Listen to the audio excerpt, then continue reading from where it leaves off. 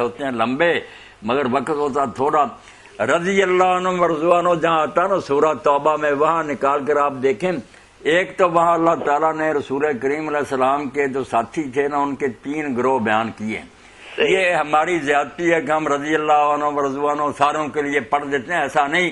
ایک گروہ تو اول نمبر لوگوں کا بیان کیا، وہ سارے مہاجر انصار بھی نہیں، والسابقون الاولون من المہاجرین والانصار، کہ مہاجرین انصار میں سے جو اول آئے اور نیکیوں میں بھی آگے نکل گئے، والذین اتبعوہم بإحسان، اور جو بعد میں بھی آئے مگر پھر انہوں نے انہی پہلوں جیسے ہی نیکی کی، اتبعوہم بإحسان، اسی طرح کے نیک. یہ گروہ تو ہے جن کے ساتھ اللہ راضی ہو گیا یا ہوگا. یہ بھی معنی کرنا جو نا ہو گیا یہ بھی نہیں ٹھیک. دوسری جگہ آپ آیت دیکھیں کہ ان الذین آمنوا وعملوا الصالحات اولئک هم خیر البریہ جزاؤہم عند ربہم جنات عدن تجری من تحتہا الانہار خالدین فیہا ابدا رضی اللہ عنہم ورضوا عنہ ذلک لمن خشی. یہ سارے اہل ایمان کو اللہ کہہ رہا کہ جو ایمان لائے اور نیک کام کیے، ماضی کا سیگا. مگر سب کہتے ہیں کہ جو کچھ ہو جانا ہے نا پکا ہے، چونکہ اللہ کا وعدہ اس کو بیان کر دیا کہ ہو گیا سمجھو تو ہوگا یہ قیامت کے دن. اب جو اس معیار پر اتریں گے کہ وہ سابقون ہوں گے، وہ ہوں گے. وہ دوسرا گروہ وہاں بیان فرمایا کہ مدینہ والے اور ارد گرد منافق ہیں ایسے پکے جن کو رسول تو بھی نہیں جانتا، ہم صرف جانتے. دوسرا گروہ یہی ہے حضور کا ساتھ ہی بیان. تیسرا فرمایا وہ لوگ ہیں جو ملے جلے کام کرتے ہیں، نہ وہ پہلوں جیسے ہیں نہ منافق ہیں. وہ آخرون لا طرف، وہ مانتے ہیں کہ خلط عمل صالح، کچھ اچھے کام ہو جاتے ہیں کچھ برے. یہ بھی صحابہ ہیں. فرمایا ان کے لیے کوئی پکا وعدہ نہیں، شاید اللہ تعالیٰ انہیں معاف کر دے.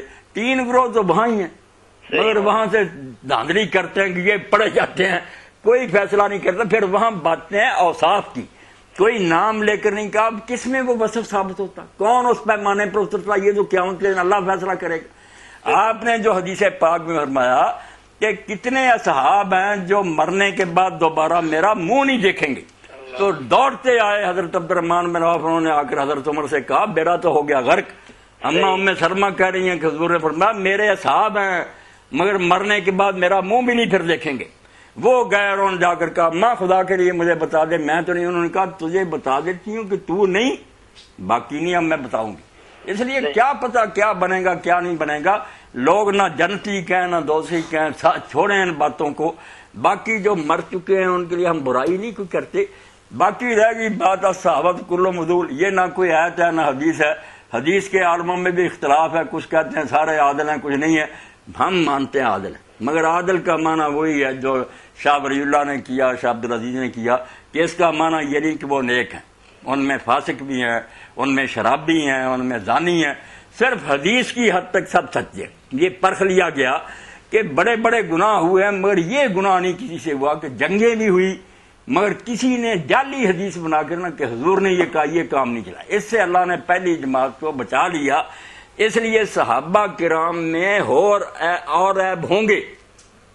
بڑے بڑے مولانا ابو القاسم بنارسی اہل حدیث عالم صدر سے تنظیم میں وہ صاف رکھتے ہیں کہ صحابہ میں فاسق بھی ہیں، جن میں حضرت معاویہ مغیرہ صاف لکھا ہوا عربی میں ان اہل حدیثوں کے پاس. مگر وہ کہتے ہیں حدیث میں جھگڑا نہیں کریں گے. حدیث جب آئے گی، چونکہ دیکھ لیا کہ حدیث میں یہ لوگ جھوٹ نہیں بولتے. یہی ابو داؤد شریف میں کہ ابو حضرت معاویہ رضی اللہ عنہ کان لا یتهم فی الحدیث، اور باتوں میں ان پر الزام تھا، حدیث میں ان پر تہمت نہیں تھی. حدیث بات تو یہ تھی کہ حدیث میں یہ لوگ سب قابل اعتماد ہیں. ذاتی زندگی میں لوگوں سے برائیاں بھی ہوئی ہیں، باقی نہ جنتی نہ دوزخی معاملہ اللہ کے ہاتھ میں ہے. اللہ معاف فرمائے، رحم کرے. سیدھی سی بات. اور دوسرا سوال کیا